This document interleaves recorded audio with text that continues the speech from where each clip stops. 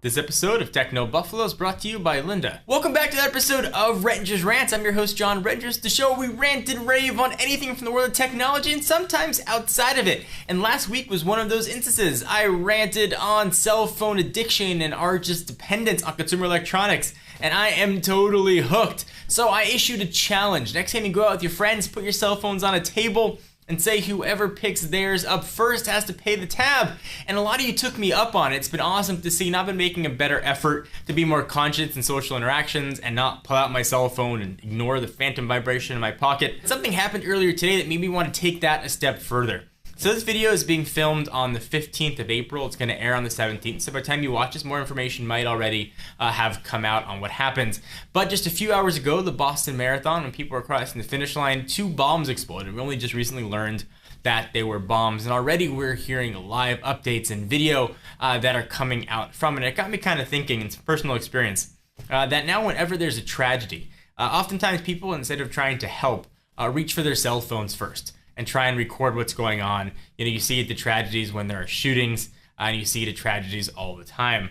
And I'm not saying that not helping is people's first instinct, but it's the way information is being shared via cell phones. Oftentimes we learn about things from social media before traditional news reports on it. All this stuff going on, all the tragedy in the world and the way information is being shared and people on their cell phones sort of reminded me of a psychology case I read about when I was in college. And I know this is not a usual topic that we discuss, but I figure it's all the crazy things going on in the world.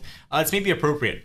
So it's a story, and it's a true story, of a woman by the name of Kitty Genovese. And that name might sound familiar to you. She's a woman. She lived in New York City, and she was unfortunately murdered. And when the police came and interviewed all of her neighbors, a lot of them reported hearing her scream and yell for help. Yet none of them did anything about it. When the police asked why, they always assumed, and the answer that they gave was, we figured somebody else was going to call the police. And it sort of got me thinking about all things going on now with social media. I see accidents when cars get in car accidents. People automatically taking pictures. But I'm wondering how many people are actually calling the police to make sure everybody is okay, or calling an ambulance to come and help. The cell phones have changed this world, and they continue to do so over the next 3, 5, 10 years. And as the technology gets even better, as people start using smartwatches, as products like Google Glass become more prevalent, and I'm wondering how much we're actually going to do to help our fellow man, and how much we're going to do just for the sake of sharing information. Now, I'm not belittling the importance of sharing information. I think, like as I mentioned, that's the way a lot of people learn about news. Police get a lot of evidence from pictures people take. But how many people are actually calling for help when things happen? And I can remember a personal example. I witnessed, and this is about 4 years ago, and I was living at a different place, someone get hit by a car. An actual person get hit by a car. It was a really tragic experience. And I remember I swerved my car over, I pulled off to the side, and I ran to go help. I was actually the first person on the scene. I knew a little bit of CPR. I knew enough to know to not touch the person. I called the ambulance and I waited for help. And people started to gather and gather and gather, and everybody had their cell phones out. And I kept hearing people just talking normally. I didn't hear anybody else call for help. And not to say that I did anything different than they might not have done. It was very interesting to see the first reaction people have to things. So I challenge you guys in another challenge. If you ever see something happen, before you share it on social media, make sure everybody's okay.